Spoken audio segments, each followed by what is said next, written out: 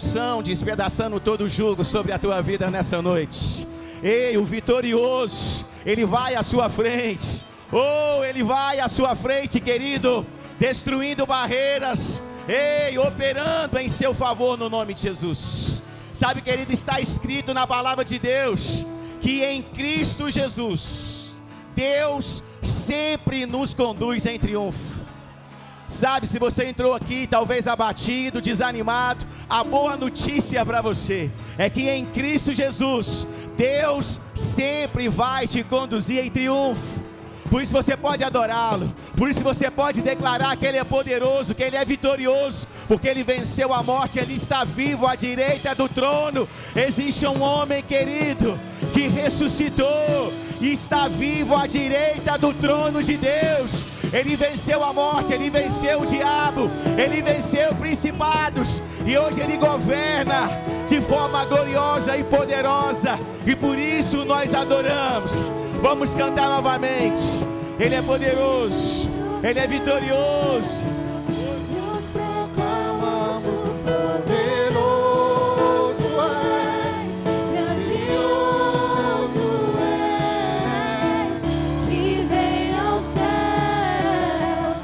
Nós proclamamos poderoso és, grandioso és, como um trovão, impetuoso, poderoso és, grandioso és, que vem aos céus.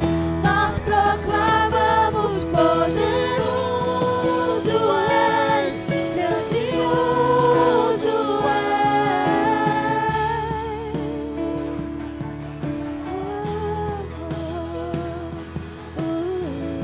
Opa, nós te adoramos, Jesus, te adoramos, te exaltamos. Ah, Pai, obrigado.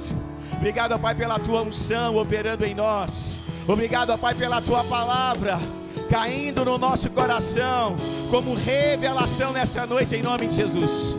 Por isso eu oro por espírito de sabedoria e de revelação, a revelação da palavra de Deus, que é a verdade que nos liberta, que é viva, que é eficaz, caindo no seu coração no nome de Jesus. Espírito de sabedoria e de revelação, renovando a sua mente com a verdade, você sendo equipado com a revelação da palavra, para correr a carreira, para avançar, para cumprir o plano e o propósito que Ele tem na sua vida no nome de Jesus. Por isso, obrigado, Pai. Eu te dou graças no nome de Jesus, pela graça e pela unção que opera em nós. Aleluia. Antes de você assentar, quero te convidar a pegar sua Bíblia, porque aqui, como a Marina bem disse, nós somos verbo da vida, amém?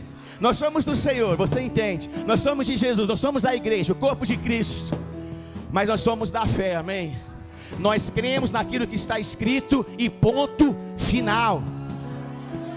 Sem negociação, sem barganha, sem relativar, sem deixar a palavra relativa. Não, nós cremos naquilo que está escrito e está dito, consumado, está feito, determinado, e essa é a verdade, amém? Por isso pega a sua Bíblia aí, levanta ela, diga assim: eu sou o que a Bíblia diz que eu sou. Eu tenho o que a Bíblia diz que eu tenho, e eu posso fazer tudo que ela diz que eu posso fazer. Glória a Deus, aleluia, glória a Deus. Obrigado, louvor, aleluia, que bênção. Pode sentar. Ah, querido, se empolgue com a palavra de Deus, amém? Tem coisa melhor não. Não tem nada melhor do que a palavra de Deus. Eu queria convidar você que está sentado aí atrás, ó. Nós temos alguns lugares aqui na frente. Então, se você está sentado aqui na frente, tem um lugar vago. Se você quiser chegar perto do seu irmão para abrir mais espaço, para quem chegou agora, está sentado lá atrás, fica o convite, se você desejar se acomodar mais aqui à frente, amém? Tenho certeza que vai ser confortável para você também, no nome de Jesus, amém? Queridos, antes de começar a palavra, eu quero pedir o pastor Evanhoé e o Alisson para ficar de pé, por favor. Porque para mim é uma honra, um privilégio ter a presença deles aqui nessa noite, né? O pastor Evanhoé foi o meu pastor durante muitos anos. Amém? Muitas das coisas que Deus imprimiu no meu caráter é fruto da vida dele, do ministério dele. Então, para mim, é uma grande honra ter vocês aqui, né? O Alisson, que é o filho dele, né? Que já está do nosso tamanho, amém? Glória a Deus, né? Para mim é uma grande alegria ter vocês aqui. Que Deus abençoe vocês, se sintam em casa no nome de Jesus, amém? Glória a Deus. Que bênção, queridos. Eu quero convidar você a abrir a sua Bíblia, lá no livro de Efésios. Nós vamos começar pelo livro de Efésios, aí no capítulo 1. Quero ler com você o versículo 3. A partir do versículo 3. Esse mês, querido, nós estamos falando sobre unidade, amém? Glória a Deus. E essa semana nós tivemos uma semana de consagração, olha que bênção.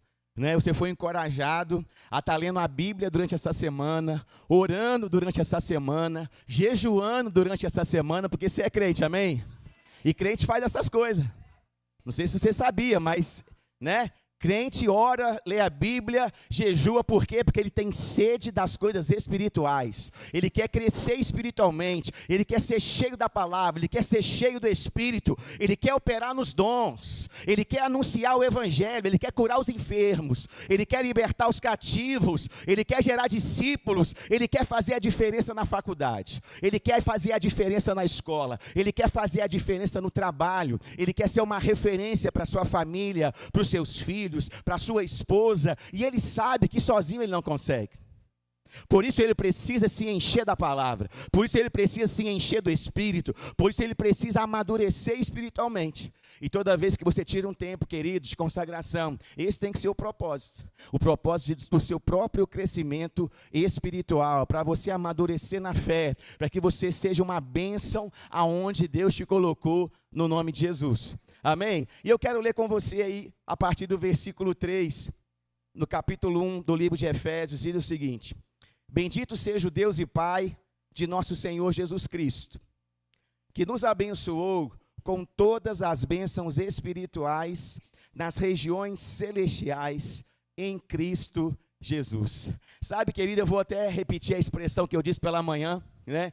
O apóstolo Paulo aí, inspirado pelo Espírito Santo, ele já chegou com 2 pés na porta.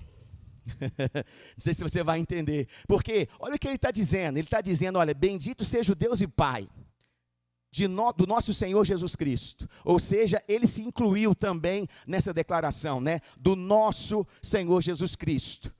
O que ele fez? Ele nos abençoou com todas as bênçãos espirituais nas regiões celestiais em Cristo Jesus. Ou seja, tudo aquilo que você precisa, Deus já te deu. Porque o texto diz que Deus já fez algo por você. O texto não está dizendo que Deus vai te abençoar. O texto diz, o verbo está no passado. O texto diz que Deus já nos abençoou com todas as bênçãos espirituais nas regiões celestiais. Ou seja, ao contrário, né, da velha aliança, aqui o apóstolo Paulo, inspirado pelo Espírito Santo, ele já chega declarando, olha, é um novo tempo, tudo aquilo que você precisa já foi consumado. Cristo ali na cruz, quando ele ressuscitou, ele já venceu todas as coisas, e por isso ele já te abençoou com todas as bênçãos espirituais, ou seja, com tudo aquilo que você precisa para o ano que vem. Tudo aquilo que você precisa para a semana que vem, tudo aquilo que você precisa para daqui a 10 anos, tudo aquilo que você precisa para o futuro da sua família, já foi liberado para você nas regiões celestiais. Amém? Ou seja, querido, nós já somos abençoados. Isso significa que eu não estou debaixo de maldição. Porque é impossível eu ser abençoado e continuar amaldiçoado. O texto está dizendo que eu já fui abençoado. Ou seja, em Cristo Jesus, todos nós, o corpo de Cristo, ele já foi abençoado. Por isso que não existe o irmão mais abençoado que o outro. Existe aquele que recebe mais do que o outro. Existe aquele que crê mais do que o outro. Existe aquele que persevera mais do que o outro. Existe aquele que busca mais do que o outro. Mas Deus não faz acepção de pessoas, ou seja, as bênçãos de Cristo Jesus estão disponíveis para todos nós. Todos do corpo de Cristo já foram abençoados com tudo que é necessário, com toda a sorte de bênção. Amém? A diferença, querido, é como eu vou me comportar diante dessa verdade. A diferença é como eu vou me enxergar nesse contexto bíblico. A diferença é como eu vou enxergar quem eu sou, o que eu tenho, ou o que eu posso fazer em Cristo Jesus. Por isso que nós declaramos, eu sou o que a Bíblia diz que eu sou. E a Bíblia diz que você é abençoado. Então, você precisa se ver dessa forma. Porque se você não se enxerga uma pessoa abençoada, você vai ter dificuldade de receber algo da parte de Deus. Então você precisa crer naquilo que está escrito a seu respeito, ainda que você seja imperfeito, porque eu tenho defeitos. Mas ser abençoado não é ser perfeito. Ser abençoado, querido, é ter recebido algo que eu não merecia, por causa da graça, mediante a fé em Cristo Jesus. Não tem a ver com o meu mérito pessoal, tem a ver com a graça divina que Deus manifestou quando resolveu entregar o próprio Filho para me salvar. Quando eu creio na palavra de Deus, eu acesso aquilo que Cristo conquistou. Você é salvo pela? Exatamente. Se você não crê, você não é salvo. Ou seja, você recebe-a pela fé. Jesus já fez. Jesus já salvou, que a Bíblia diz que Deus amou o mundo inteiro, para a salvação de todo aquele que crê. Amém? Ou seja, a vontade de Deus é salvar todo mundo. Porque essa é a vontade de Deus, que todo homem seja salvo e chegue ao pleno conhecimento da verdade, como ele disse lá na carta a Timóteo. Mas todos serão salvos, todos vão receber tudo aquilo que Cristo conquistou. Vai depender da nossa posição, vai depender de como eu vou reagir, vai depender de como eu vou crer, vai depender de como eu vou me ver nesse contexto bíblico que Cristo Jesus me colocou. Amém? Então, querido, nós já somos abençoados, amém? Glória a Deus. E se você percebeu ao longo dessa semana, né, se você participou aí desse período de consagração, ao longo dessa semana, você foi encorajado a ler o livro de Efésios. Olha que bênção. Cada dia a gente encorajou você a ler um capítulo do livro de Efésios. E você percebeu que os 3 primeiros capítulos de Efésios, a ênfase ali do apóstolo Paulo é falar sobre aquilo que Cristo fez por nós. Ele vai falar da nossa natureza, da nossa nova natureza, porque nós nascemos de novo. Ele vai falar da nossa posição espiritual em Cristo Jesus, acima dos principados e das potestades. Ele vai falar da misericórdia de Deus que nos alcançou, amém, que perdoou os nossos pecados, que nos libertou, né, da condenação do pecado. Enfim, a ênfase nos 3 primeiros capítulos é sobre aquilo que somos, aquilo que temos e aquilo que podemos fazer. Ele enfatiza a obra da salvação de uma forma abrangente, como até então, ainda a igreja não tinha percebido. E é interessante que essa carta, querido, que o apóstolo Paulo escreve, ele escreve para cristãos. É uma carta destinada a uma igreja. É uma carta destinada a pessoas que já tinham nascido de novo. Não é uma carta destinada ao mundo perdido.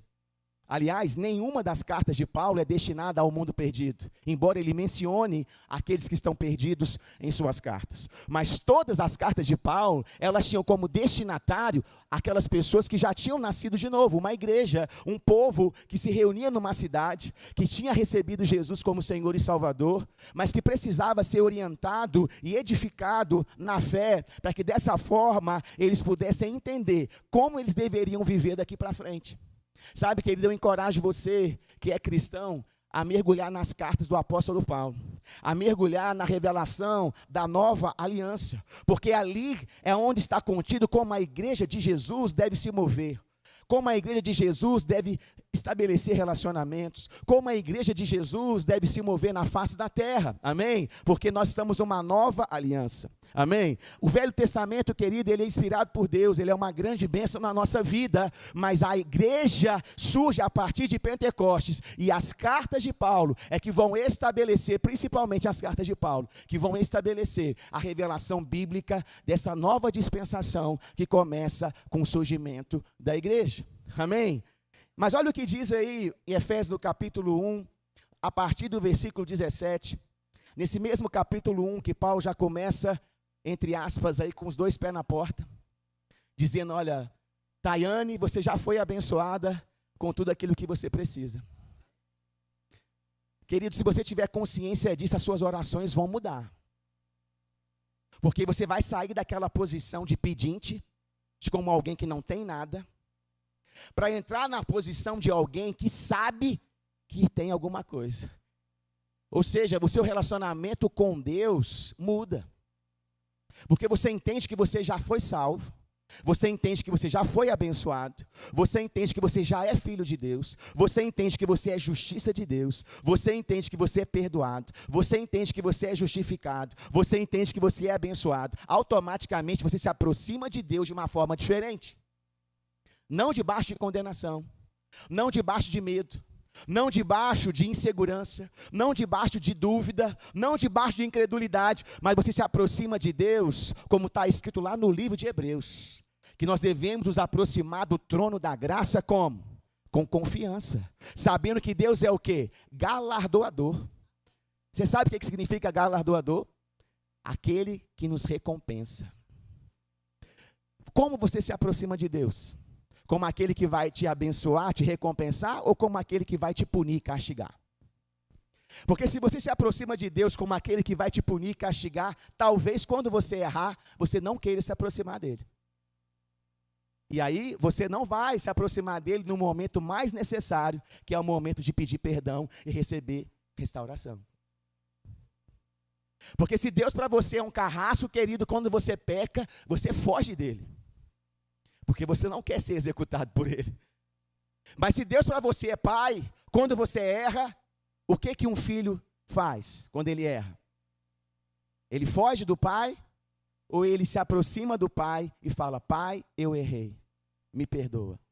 Um filho que tem um bom relacionamento com seu pai, e hoje é culto da família, amém? Então, já fica a dica aí, para você deixar sempre a porta aberta para os seus filhos quando eles errarem. Porque eles vão errar.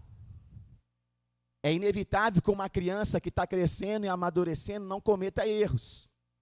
Mas eles precisam ter a consciência de quando eles errarem, eles vão poder se aproximar de você. Você vai ter a estrutura emocional de ouvir o erro que eles estão confessando, perdoá-los, corrigi-los e instruí-los. Mas você precisa deixar claro que ele pode se aproximar de você. Sabe, quando Deus para você é pai e não apenas um carrasco, quando você erra, você corre para ele. Porque você sabe que nele você vai encontrar perdão, restauração, refrigério e capacidade divina de não pecar mais. Sabe, querido, é em Cristo Jesus que nós adquirimos a capacidade de vencer o pecado. Não é na força do nosso braço, na nossa inteligência, não é no nosso esforço pessoal, mas é pela graça, porque graça, além de favor e merecido, também é capacidade divina. A graça que te salva é também aquela que te capacita a andar em santidade. Por isso que você precisa correr para Deus quando você tropeçar, amém? Mas tudo vai depender do nível de revelação que você tem de quem é Deus e de quem você é, amém? Por isso Paulo faz essa oração. Porque o Paulo percebeu que apesar daquela igreja ser uma bênção, apesar daquela igreja terem crentes verdadeiros naquele lugar, faltava algo para eles. E por isso ele começa a orar por espírito de sabedoria e de revelação pelas pessoas. Olha o que diz aí o versículo 17 de Efésios capítulo 1. Peço ao Deus do nosso Senhor Jesus Cristo, o Pai da glória, que conceda a vocês espírito de sabedoria e de revelação no pleno conhecimento dele. Então o primeiro pedido é para que aquela igreja que já andava em fé e em amor, recebesse da parte de Deus espírito de sabedoria e de revelação. Ou seja, um nível de compreensão maior das Escrituras. Revelação, querido, não é revelar o seu CPF. Revelação é você compreender a palavra de Deus de uma forma espiritual, ao ponto de transformar você de dentro para fora e você começar agora a praticar aquilo que está escrito. Isso é a revelação da palavra. Não é só informação teológica, é revelação da palavra. Amém? Porque informação teológica você pode ter apenas lendo bons livros e talvez até conhecimento chegue na sua mente.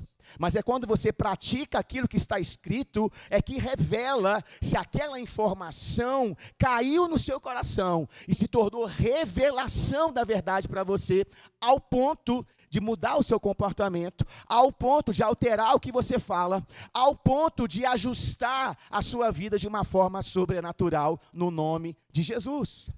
Espírito de sabedoria e revelação para quê? Olha o que ele diz: peço que ilumine os olhos do coração de vocês, os olhos do nosso coração, ou seja, do nosso homem interior, do nosso espírito, para que saibam qual é a esperança da vocação de vocês, ou a esperança do chamado de vocês.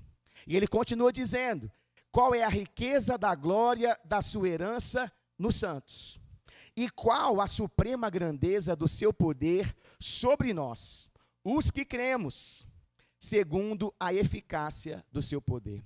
Ou seja, por que o apóstolo Paulo orava para que aquela igreja tivesse espírito de sabedoria e revelação? Por três coisas, queridos, que são muito importantes. A primeira coisa, que eles pudessem compreender qual era a esperança do chamado, ou a esperança da vocação, o propósito de Deus na vida deles, a causa da sua existência. Vocação aqui não está falando de ministério, está falando do motivo que você existe. Deus criou cada um de nós, querido, por um motivo. Nós não somos obras do acaso, nós não somos um acidente de percurso. Amém? Existe um propósito na criação da humanidade. Quando Deus fez o homem, Ele criou por um motivo específico. E Ele disse para Adão qual que era: governe, domine, se multiplique, estabeleça na terra a cultura do céu. E assim vai terminar na eternidade, porque quando Jesus voltar, amém? O que vai acontecer? Céu e terra vão se unir e o plano original vai se cumprir. Ou seja, existe um propósito para o qual nós somos criados. Então ele orava para que aquela igreja tivesse revelação. Revelação do quê? Da sua vocação, do seu chamado, do seu propósito. E eles pudessem entender de verdade qual era o motivo da sua existência. Ou seja, a sua identidade em Cristo Jesus. Eu sou o que a Bíblia diz que eu sou. Esse era o motivo do primeiro pedido da oração. Revelação de quem nós somos em Cristo. Revelação da nossa identidade como filhos de Deus. Para que eu pudesse compreender aquilo que aconteceu comigo quando eu me converti. Querido, quando você se converteu, você não mudou de religião apenas. Você não foi só mudar a roupa. Não foi só mudar a aparência física. Querido, foi uma mudança sobrenatural, espiritual, e que afetou a tua existência eterna para todo sempre. É algo grandioso e poderoso, e que quando mais compreensão dessas coisas eu tenho, mais diferente eu vivo hoje. Sabe o que tem crente carnal? Que mesmo sendo crente não dá um bom testemunho? Talvez ele não saiba a esperança da sua vocação, talvez ele não tenha a revelação da eternidade, talvez ele não tenha a revelação do propósito para o qual ele foi criado, talvez ele não tenha a revelação de quem ele se tornou em Cristo Jesus. Por isso ele perece por falta de conhecimento, porque é a falta de conhecimento que faz a gente perecer. E o segundo pedido, ele orava para quê? Para que eles tivessem revelação do quê? Da riqueza, da glória, da sua herança com os santos. Ou seja, aquilo que eu tenho, aquilo que Cristo conquistou. Porque se eu estou em Cristo, eu tenho uma herança. Existe algo que Cristo Jesus comprou ali na cruz, comprou com a própria vida, comprou com o próprio sangue, pagou um preço para que você hoje pudesse receber algo precioso e valioso, como cura divina, como perdão divino, como proteção divina, como provisão divina. Tudo isso, querido, foi conquistado por Jesus quando Ele venceu a morte e ressuscitou. E hoje isso é a sua herança. E quanto mais revelação você tem dessas coisas, mais fácil é crer para receber. Tem gente que não recebe porque se acha indigno. Tem gente que não recebe algo que Cristo já conquistou para ele, porque ele acha que ele não merece. Afinal de contas, eu ainda tenho muita coisa para consertar na minha vida, por isso eu não vou ser batizado no Espírito Santo. Qual o versículo que você está usando para ter esse pensamento? Porque, querido, nós acabamos de ler que em Cristo Jesus nós já fomos abençoados com toda a sorte de bênção espiritual nas regiões celestiais. Sabe, querido, você deve ter boas obras, você deve andar em santidade, só que isso não vai fazer você mais abençoado, isso não vai fazer Deus te amar mais, isso não vai fazer as coisas espirituais cooperarem em seu favor, porque isso é pela fé, isso não é pelas nossas obras. A salvação, ela é mediante a fé, não é pelas nossas obras, para que eu não me glorie, para que eu não bata no peito e digo, afinal de contas eu sou um excelente marido, por isso as coisas devem dar tudo certo para mim. Sabe, querido, Jesus deixou bem claro que no reino de Deus, nós recebemos as coisas pela fé, por causa da graça e por causa do amor de Deus que é incondicional. E é por isso que eu devo andar em santidade, por aquilo que eu já recebi. Quanto mais consciência eu tenho de quem eu sou, quanto mais consciência eu tenho daquilo que eu recebi, mais a minha vida será afetada. E o terceiro ponto que ele ora também para quê? Para que aqueles homens e mulheres daquela igreja, eles tivessem a revelação da suprema grandeza do poder de Deus, que operava sobre eles. E o texto continua dizendo que ele exerceu esse poder em Cristo, ressuscitando dentre os mortos e fazendo assentar à sua direita nas regiões celestiais, acima de todo principado, potestade, poder, domínio e de todo nome que se possa mencionar, não só no presente século, mas também no vindouro. Ou seja, esse poder que arrancou Jesus do inferno e que colocou ele assentado à direita do trono, esse poder, nós precisamos ter a revelação do que é esse poder. Porque quando eu creio nesse poder, querido, eu vou ver um enfermo e vou me levantar na ousadia do Espírito, vou colocar a mão sobre ele e vou orar no nome de Jesus, seja curado. Quando eu tenho a revelação do poder de Deus, esse mesmo poder que me arrancou do império das trevas, eu era pecador, separado de Deus, inimigo de Deus, mas o poder foi lá e me arrancou dessa posição de condenação, escravidão, miséria, doença, e me colocou no reino do Filho do seu amor. Não foi porque eu merecia, foi por causa do poder de Deus manifesto em Cristo Jesus. Quanto mais revelação desse poder você tem, querido, mais você se move nos dons espirituais, mais facilidade você vai ter para fluir na palavra de conhecimento, na palavra de sabedoria, para profetizar. Por quê? Porque você vai ter revelação do poder de Deus, da unção do Espírito que está operando em você, que está operando sobre você, e por isso você vai se mover na ousadia. Você vai expulsar demônio, querido, amém? Diga assim, amém. Por quê? Porque você vai ter autoridade. Você vai saber a autoridade do nome, e você não vai ficar com medo do diabo, porque você sabe que ele já foi derrotado, amém? Em Efésios, se você ler Efésios, você vai perceber que nós estamos assentados nas regiões celestiais, juntamente com Cristo, acima dos principados, acima das potestades, ou seja, eu estou numa posição espiritual de autoridade, sobre o diabo, sobre demônios, sobre as trevas, e eles não podem fazer nada contra mim, a menos que eu permita, a menos que eu peque, a menos que eu saia dessa posição que Cristo Jesus me colocou. Mas se eu permanecer nessa posição, resistir ao diabo, no bom combate da fé, querido, eu vou exercer autoridade, e o diabo vai bater em retirada no nome de Jesus. Olha o que diz aí em Evangelho de João, capítulo 14, versículo 12, Jesus falava dessa autoridade, mesmo antes, da sua morte e ressurreição. Jesus já anunciava para os discípulos a autoridade que viria sobre a igreja, a autoridade que viria sobre os cristãos, já encorajando eles. Olha, se prepare, querido, se prepare que depois que eu subir para o meu Pai, vocês não têm ideia do que vai acontecer. Eu vou enviar o Espírito Santo e vocês vão se mover por toda a terra. Vocês vão alcançar milhares de pessoas com essa palavra, e vocês vão se mover no poder de Deus, usando o meu nome como uma procuração de autoridade. Olha o que diz aí, João 14, a partir do versículo 12, Jesus dizendo para os discípulos, aqui são palavras do próprio Jesus. Ele dizia, em verdade lhes digo, que aquele que crê em mim, fará também as obras que eu faço, e outras maiores fará. Uau! Jesus está dizendo, ei, você pode perdoar, você pode amar, você pode socorrer, você pode operar em milagres, você pode andar no fruto do Espírito, você pode dar um bom testemunho, você pode andar em santidade, você pode glorificar o meu nome, você pode estabelecer o reino do meu Pai, você pode fazer tudo aquilo que eu fiz, e ainda vai fazer obras maiores, porque hoje o Espírito Santo está operando na vida de cada um de nós. Naquela época só operava na vida de um, Cristo. Por isso que hoje as obras são maiores, porque hoje nós somos vários pequenos Cristos, né? Sobre todo o planeta, anunciando o Evangelho, as boas novas, e por isso o alcance do Evangelho é muito maior do que foi naquela época, mas o poder é o mesmo, amém? Então vamos continuar lendo o texto. Ele diz, porque olha só, em verdade lhes digo, que aquele que crê, olha de novo, é pela fé, diga para a pessoa do seu lado, é pela fé.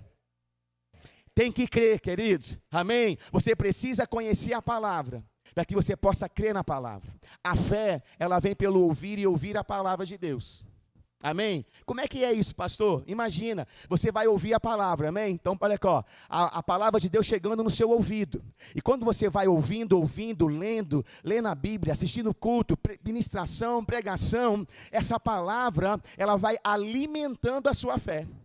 Mas você precisa receber ela, porque ela tem que passar pela renovação da sua mente, porque a sua mente foi programada pela cultura, pelo mundo, muitas vezes com informações contrárias àquilo que está escrito.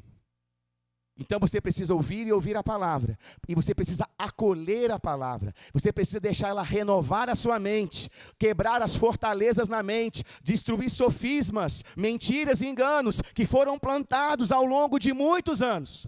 Porque o alvo dela, querida, é o seu coração.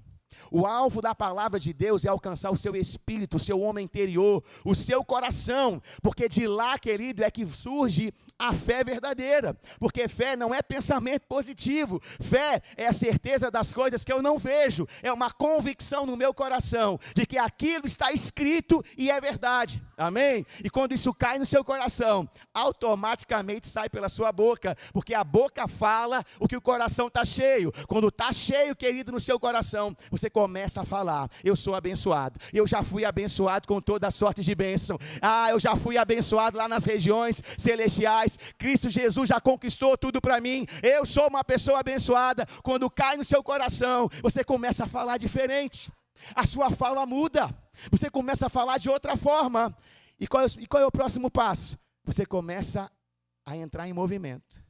Porque a fé sem obras é morta. Ou seja, você começa a ter atitudes diferentes. Comportamento seu é alterado. Se antes você estava com medo, talvez, de fechar um negócio, mas quando você é cheio de fé e sente no coração que é da vontade de Deus, agora você vai se mover e vai empreender, e vai montar um negócio, vai prosperar, vai crescer no nome de Jesus. Por quê? Porque a fé, querido, ela vai te colocar em movimento. Não existe crer e ficar parado. Eu estou crendo, eu estou crendo, estou aqui esperando em Deus, estou crendo, vai acontecer. Será? Querido, quando você crê, você se move, amém? Na ousadia do Espírito, porque se você está convicto, se você está convicto, por que você ainda está parado? Se você tem certeza, por que você ainda está parado? Porque a fé, querido, ela te coloca em movimento, porque a fé sem obras é morta. Então nós cremos com o coração, nós falamos com a boca e nós entramos em movimento. Nós obedecemos os comandos divinos. Nós somos guiados pelo Espírito. Nós vamos praticar a palavra. Se Deus falou que nós vamos impor a mão sobre os enfermos, eu começo a colocar a mão nos doentes tudo. Eu vou começar a botar a mão e vou orar, seja curado em nome de Jesus. Não, você está sarado, está curado, é só um exemplo, amém? Ou seja, eu vou começar, querido, a praticar aquilo que está escrito. Pastor, e se der errado? Querido, a responsabilidade de cumprir a palavra é de Deus. O nosso papel é obedecê-lo. O nosso papel é praticar aquilo que está escrito. Se Deus vai operar, aí querido, confie nele, deixa para ele, porque a Bíblia diz que ele é poderoso para fazer infinitamente mais, e tudo aquilo que pedimos ou pensamos, pelo poder dele que opera em nós.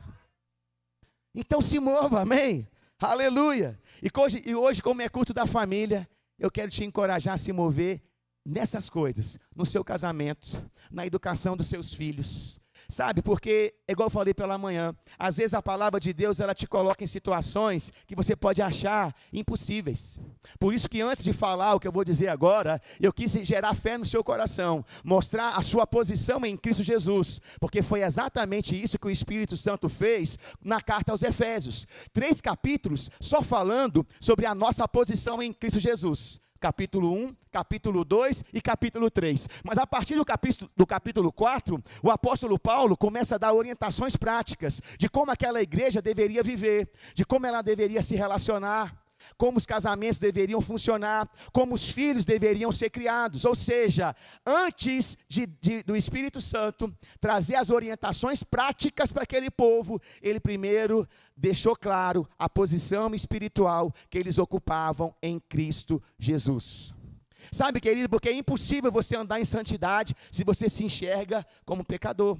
É impossível você receber cura divina se você acha que tem uma maldição sobre você. É impossível você viver uma vida próspera se você se vê como alguém indigno. A tua mente vai ser sempre essa briga. Porque Deus fala que eu tenho que receber cura, mas eu sou amaldiçoado. E aí essa dúvida vai te impedir de crer.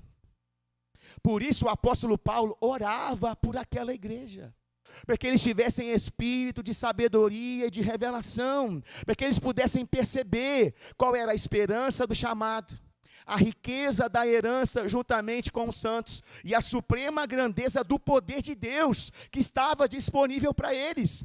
Porque depois, querido, que eu sei quem eu sou, depois que eu entendo aquilo que eu tenho, e depois que eu compreendo o poder que está em mim, querido, aí agora eu recebo cura divina.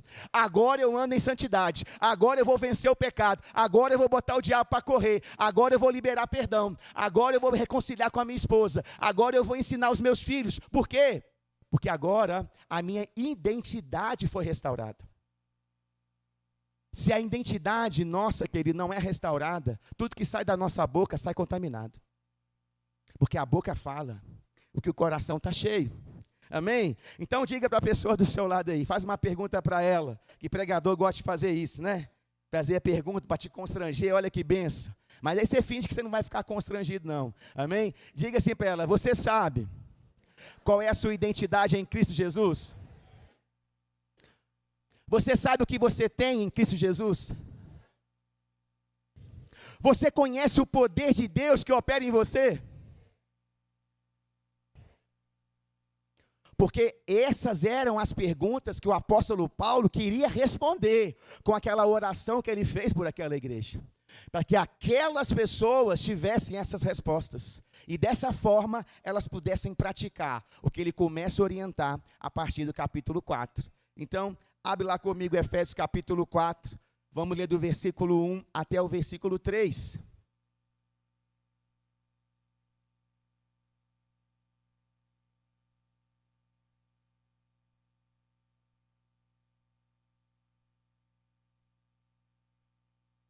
E aí, como eu disse, né, queridos, eu quero que você, né, quantos aqui são casados? Faz um sinal aí, deixa eu ver. A grande maioria. Quem aqui vai casar? Quem não é casado, levanta a mão. Não, tem gente que não está crendo, né? Tem gente que não está crendo ainda, mas ó, vai acontecer, entendeu? Vai acontecer, no nome de Jesus. Aleluia. Mas, queridos, eu quero aplicar essas verdades espirituais aqui, principalmente para o ambiente familiar, amém? Para o ambiente do casal, familiar, que é muito importante. Olha o que diz aí, Efésios capítulo 4, versículo 1. Por isso eu, prisioneiro do Senhor, peço que vocês andem de maneira digna do quê? Da vocação a que foram chamados. Qual é a vocação que você foi chamado? Não sei, pastor. Por isso que você não anda correto.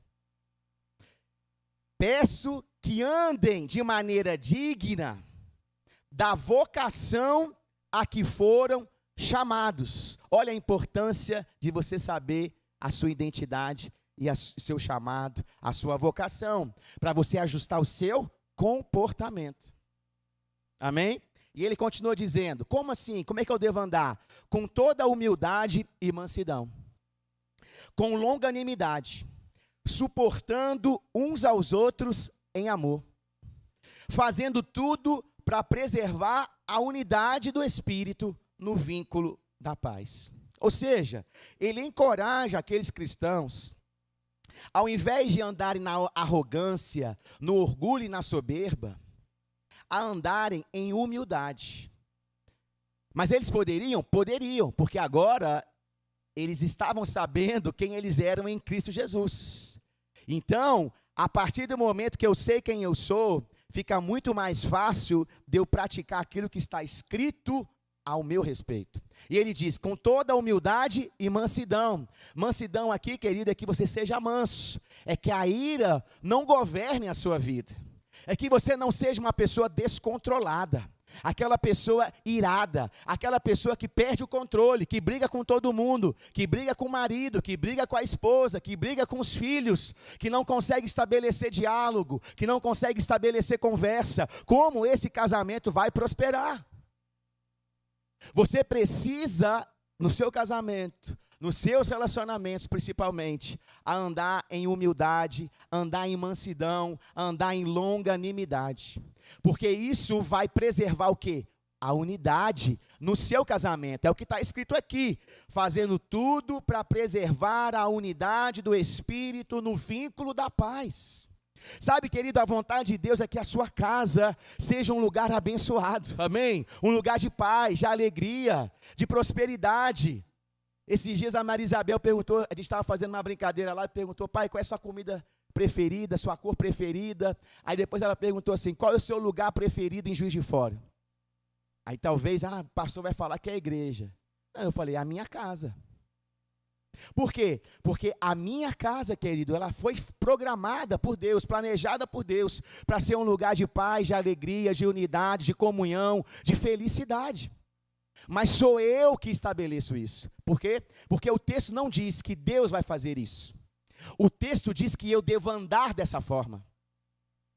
Amém ou ai de mim? Hein?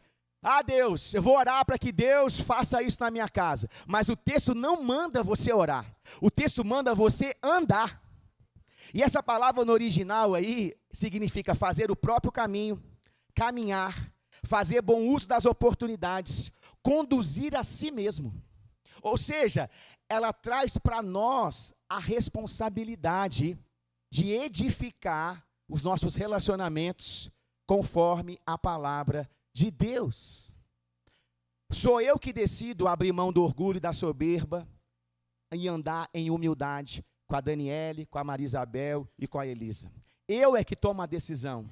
Sou eu que tomo a decisão de procurar andar em mansidão, abrir mão da ira, da raiva, do ódio e começar a praticar a palavra para abençoar o meu casamento e a minha família. Querido, a responsabilidade aí nesse texto fica clara que é nosso. É nossa. Sou eu que decido andar de maneira digna da vocação a qual eu fui chamado. É uma autorresponsabilidade. Sabe, querido, a graça que te salva também é aquela que te dá a responsabilidade de praticar a palavra de Deus. Por isso, hoje, pela graça, eu vou ser capacitado e fortalecido pelo Espírito Santo para que eu consiga andar em humildade, mansidão e longanimidade, suportando uns aos outros em amor. E essa palavra aqui, querido, suportar aqui, não é tolerar. Não. Essa palavra aqui é ser suporte. No original, ela significa você socorrer, significa você ajudar, significa você cooperar com alguém, para que dessa forma você possa fazer isso em amor, sendo um canal de bênção na vida de outras pessoas. Sabe, querido, se você aqui é casado, você é o que a Bíblia diz que você é. Você tem o que a Bíblia diz que você tem. Você pode fazer o que a Bíblia diz que você pode fazer. Por isso, comece pelo seu casamento. Se você é marido, comece cuidando da sua esposa. Se você é esposa, comece auxiliando o seu marido. Porque é isso que vai estabelecer uma cultura e uma transformação poderosa na sua casa. Quando você assumir o controle de verdade daquilo que acontece lá. Porque Deus não vai assumir esse controle no seu lugar. Porque é você que Ele estabeleceu como autoridade na sua casa. Eu sou o cabeça da Dani, que é minha esposa, e Cristo é a minha cabeça. Eu é que devo estabelecer na minha casa os princípios de autoridade, de submissão, em amor, para que dessa forma a minha família cresça de uma forma abençoada. Amém? Aleluia! E eu quero trazer mais algumas recomendações aí, para os casais. Mas lembrando que não é só para os casais, amém? Tudo isso que eu estou falando aqui, mesmo que você não seja casado, querido, você pode aplicar nos seus relacionamentos, amém? Porque são princípios espirituais que valem para as relações humanas, amém? E olha o que diz aí Efésios capítulo 4, no versículo 25. Como eu disse, no capítulo 4, 5 e 6, o apóstolo Paulo vai trazendo várias orientações. Eu encorajo você, se você não leu essa semana, a ler o livro de Efésios, amém? Leia os 3 primeiros capítulos, ore por espírito de sabedoria e revelação, e depois você pega o capítulo 4, 5 e 6 e faz um plano de ação.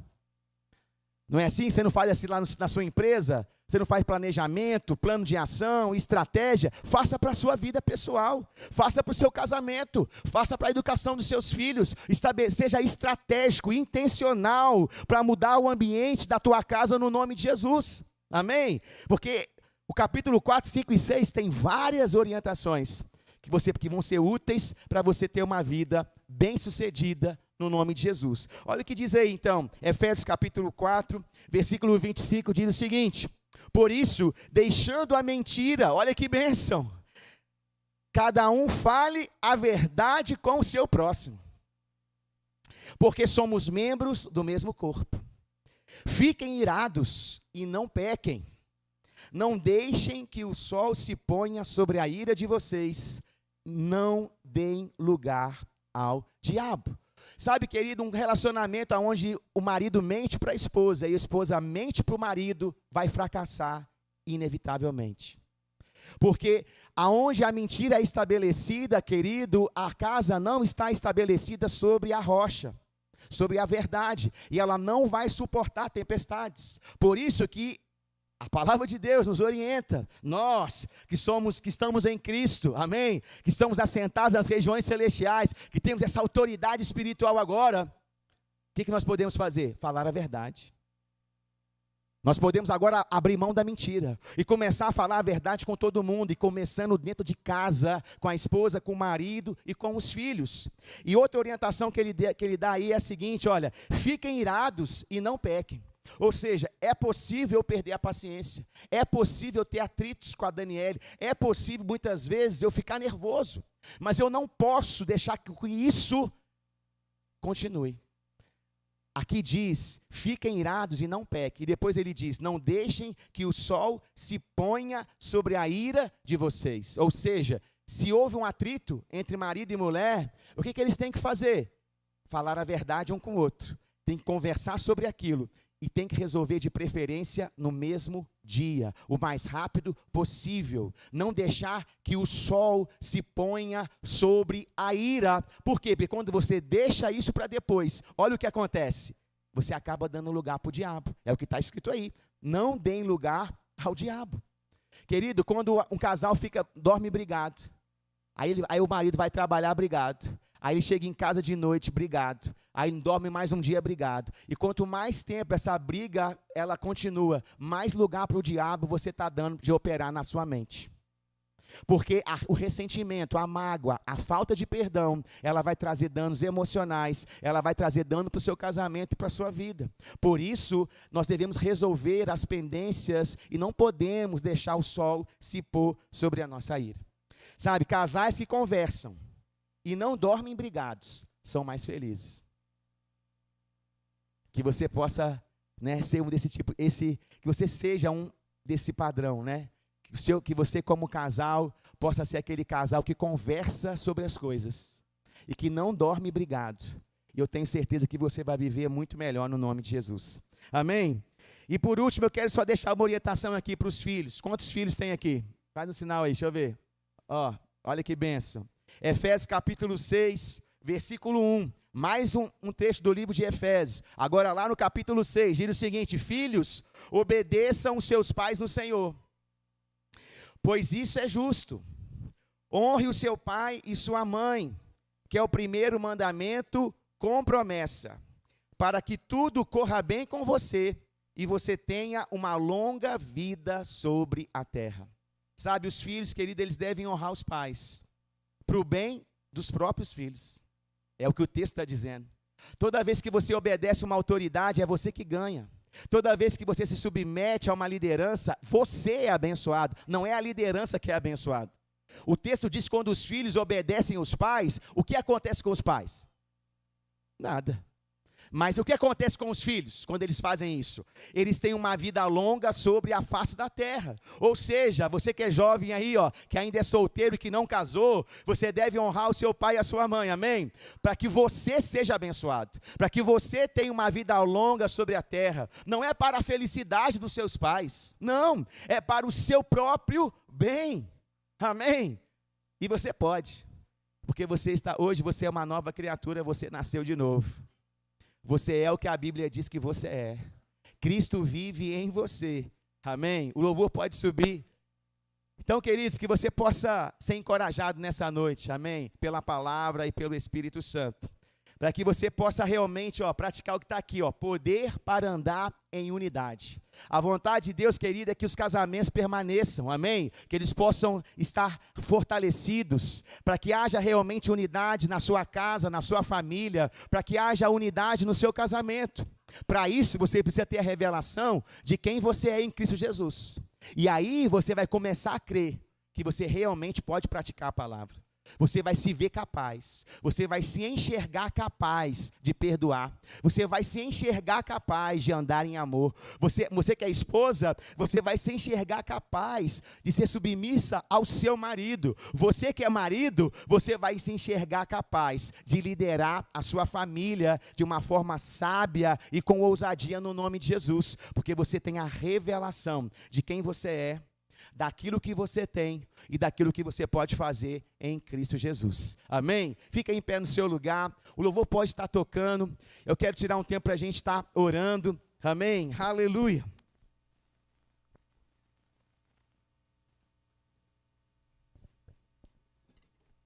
Aleluia, queridos. Sabe, feche seus olhos. Eu queria que você nesse tempo orasse por você e pela sua casa. Ore por espírito de sabedoria e de revelação alcançando a sua vida. Peça a Deus espírito de sabedoria e de revelação, que os seus olhos espirituais sejam abertos no nome de Jesus, para que você viva conforme aquilo que está escrito a seu respeito no nome de Jesus. Sabe, o Espírito Santo, ele habita em você.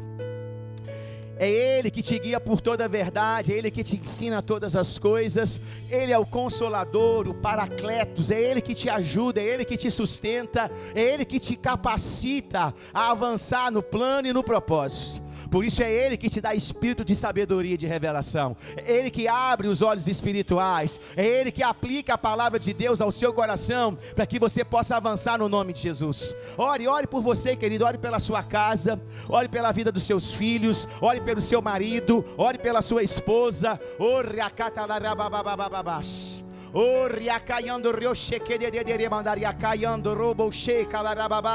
Pai, em nome de Jesus, nós te damos graças, ó Pai, pela tua palavra que é viva, que é eficaz, que é espírito e vida. E eu declaro, Pai, espírito de sabedoria e de revelação, espírito de sabedoria e de revelação, iluminando os olhos, ó Pai, do nosso coração, para que possamos praticar a tua palavra, Pai, na nossa casa, no nosso casamento, na educação dos nossos filhos, ó Pai, no nome de Jesus. Que a verdade sobre aquilo que somos, a verdade sobre aquilo que temos, a verdade, ó Pai, sobre aquilo que podemos fazer, ela caia no nosso coração, como uma revelação no nome de Jesus. Pai, livres do medo, livres da timidez, livres, ó Pai, em nome de Jesus, mas cheios, ó Pai, de ousadia para edificar a sua casa, o seu casamento, Pai, no nome de Jesus. Pai, a revelação da tua palavra caindo, ó Pai, nos nossos corações.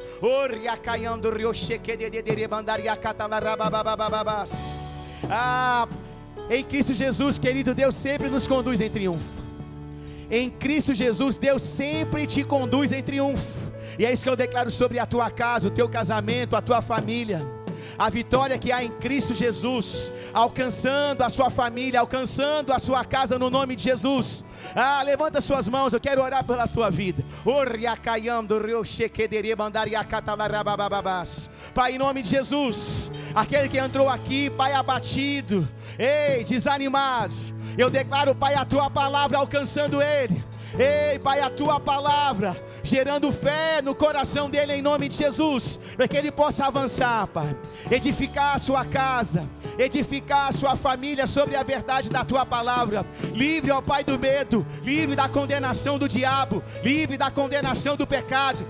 Mas como alguém lavado e remido no sangue de Jesus, que nasceu de novo, que é uma nova criação, se movendo, ó Pai, pela fé, crendo e falando, perseverando, resistindo ao diabo, e o diabo fugindo, batendo em retirada no nome de Jesus. Espírito de sabedoria e de revelação caindo sobre você, os olhos espirituais abertos, você se vendo como Deus te vê, se vendo como Deus te vê, se vendo, querido, como Deus te vê no nome de Jesus.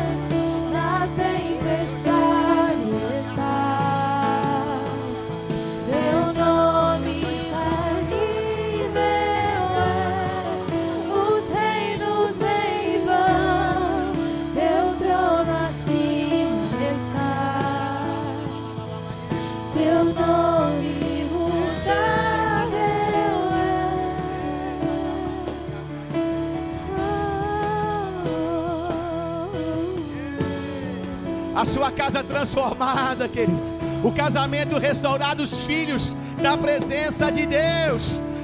A unção alcançando a tua casa, enquanto você adora, o Senhor trabalha em seu favor. No nome de Jesus, no nome de Jesus, no nome de Jesus. Como trovão